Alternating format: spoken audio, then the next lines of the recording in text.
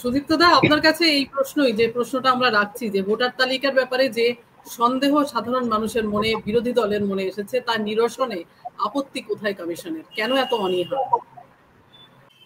প্রথম পয়েন্ট হচ্ছে এইটা যে রাহুল গান্ধী নির্বাচন কমিশন সম্পর্কে যে অভিযোগ তুলেছে তার মধ্যে একটা হচ্ছে কর্ণাটকের পুলিশ 18 বার 18 মাসে জানতে চেয়েছে নির্বাচন কমিশনের কাছে যে আপনারা আপনাদের কাছে থাকা এই ডেটাগুলো দিন যাতে আমাদের তদন্ত করতে সুবিধা হয়। দুজন তো ট্রান্সপারেন্সির কথা বলছিল। যে কোনো আমাদের দেশের যে আইন, যে ব্যবস্থা, তাতে নির্বাচন কমিশনের প্রথম কাজ হওয়া উচিত ছিল পুলিশকে সেই তথ্যগুলো দিয়ে দেওয়া। এত গোপন কিছু নির্বাচন কমিশনের কাছে আছে। কি চেয়েছে? আবার একটু টেকনোলজিতে ঢুকতে হয়, দর্শকদের জন্য বলছি। IP address. আইপি অ্যাড্রেস মানে আমি এখন যে কম্পিউটারটা ব্যবহার করে আপনাদের সঙ্গে কথা বলছি, দর্শকদের কথা বলছি, এই কম্পিউটারটা একটা নির্দিষ্ট ঠিকানা আছে। এটা আমি আমার বাড়িতে বসেই বলি, আন্দামানে নিয়ে যাই, ক্যালিফোর্নিয়াতে নিয়ে যাই, এই ঠিকানাটা কিন্তু বার করা যায়। এই কম্পিউটারটি কে ব্যবহার করছে, এই লগ ইন, সেইটা চেয়েছিল।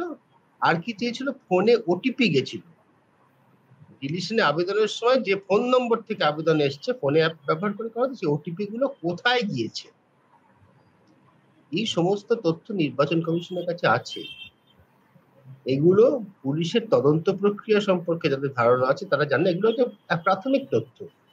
এটা হলেই জানা যেত, যেটা রাহুল গান্ধী বলছেন, যে কর্ণাটকের আনন্দের ভোটার তালিকা ডিলিট করার জন্য, নাম ডিলিট করার জন্য আবেদন করা হয়েছে দূর দূর জায়গা থেকে, অন্যান্য রাজ্য থেকে, বিহার থেকে, উত্তরপ্রদেশ থেকে। আবিদ সাহেব একটা কথা বলেছেন যে আইন অনুযায়ী একটা বিধানসভা কেন্দ্রে ভোটারের নাম বাদ দেওয়ার আবেদন করতে পারে সেই বিধানসভা কেন্দ্রেরই অন্য ভোটার। রাহুল গান্ধী কিন্তু কালকে এরকম দুজন ভোটারকে উপস্থিত করেছেন একই কেন্দ্রে, যিনি আবেদন করেছেন নাম বাদ দেওয়ার জন্য, আর যার নাম বাদ দেওয়ার জন্য আবেদন করা হয়েছে। যার নামে আবেদন জমা পড়েছে তিনি বলছে আমি বিন্দু বিসর্গ কিছু জানি না, আর যার নাম বাদ দেওয়ার জন্য আবেদন জমা পড়েছে তিনিও কিন্তু বলছে আমি বিন্দু বিসর্গ কিছু জানি না। এবার দেখ ইলেকশন কমিশন কি বলছে, অনলাইনে নাম ডিলিট করা সম্ভব না। ঠিকই, আমি আবেদন করে সোফিয়া তোমার নাম ডিলিট করে দিতে পারি না, কিন্তু আমি আবেদনটা তো জমা দিতে পারি। আবেদন যদি জমা পড়ে তাহলে প্রক্রিয়া অনুসারে তোমাকে নির্বাচন কমিশন কখনো সোফিয়া ডেকে জিজ্ঞাসা করবে আপনার নামে এইটা জমা পড়ে, অভিযোগ জমা পড়েছে, আপনি এখানকার ভোটার নন, আপনি এসে জবাবদিহি করুন। কি আবেদ সাহেব, তাই তো নিয়ম? যার নামে আবেদন জমা পড়বে তার বিরুদ্ধে অ্যাপিয়ার করতে হবে। যিনি নাম বাদ দেওয়ার আবেদন করলেন তিনি জানেন না, যার নামে বাদ দেওয়ার আবেদন হলো তিনিও জানেন না, তাহলে নির্বাচন কমিশন কি করছিল? তার কাজ তো ছিল যে ওই ভোটার যার বিরুদ্ধে আবেদনটা জমা পড়েছে তাকে ডেকে জিজ্ঞাসা করা যে আপনার নাম বাদ দেওয়ার নামে আবেদন জমা পড়েছে, আপনি কি ভোটার, এখানে থাকেন? তাও তো করেনি।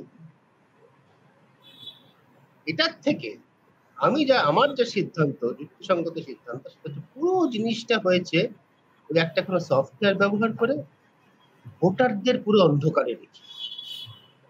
এটা হচ্ছে সব থেকে বড় আপত্তির জায়গা। নির্বাচন কমিশন যদি সত্যি ট্রান্সপারেন্সি, স্বচ্ছতা আনতে চাইতো, প্রথম কাজ ছিল হ্যাঁ কর্ণাটকের থেকে এই আবেদন, কর্ণাটক পুলিশ ইনভেস্টিগেশনটা করতে চাইছে, করো, খুব ভালো কথা। তো নির্বাচন কমিশনেরই সুবিধা হবে। তো এইটা একটা পয়েন্ট, নির্বাচন কমিশন নিজের কাজ করছে না। দ্বিতীয় পয়েন্ট আমি যেটা বলতে চাই, নির্বাচন কমিশন কি করছে সেটা হচ্ছে এই যে একটা প্রেস কনফারেন্স বিরোধী দলনেতা করলেন। রাহুল গান্ধী কিন্তু যে কোনো নাগরিক নয়, নির্বাচিত সাংসদ, লোকসভায় বিরোধী দলনেতা, তার আনুষ্ঠানিক মর্যাদা হচ্ছে ক্যাবিনেট মন্ত্রীর সমান। তিনি দেশের নির্বাচন প্রক্রিয়া নিয়ে যখন একটা প্রশ্ন করলেন, নির্বাচন কমিশনের কর্তব্য হচ্ছে সেটাকে যথাযথ গুরুত্ব দিয়ে শোনা, তাকে ডাকা, ডেকে কথা বলা, বা তাকে বলা যে আপনি আসুন আমরা আলোচনা, আপনি কি বলছেন আমাদের সামনে একটু বলুন। যা প্রেস কনফারেন্সে বলার সত্যি কোনো মূল্য নেই, দেশবাসীকে জানাচ্ছেন কিন্তু তার আইনগত কোনো তো মূল্য নেই। আপনি আসুন, আপনার সঙ্গে কথা বলি। নির্বাচন কমিশনে আগাগোড়া অ্যাটিটিউডটা হচ্ছে, তাকে চ্যালেঞ্জ করা হচ্ছে।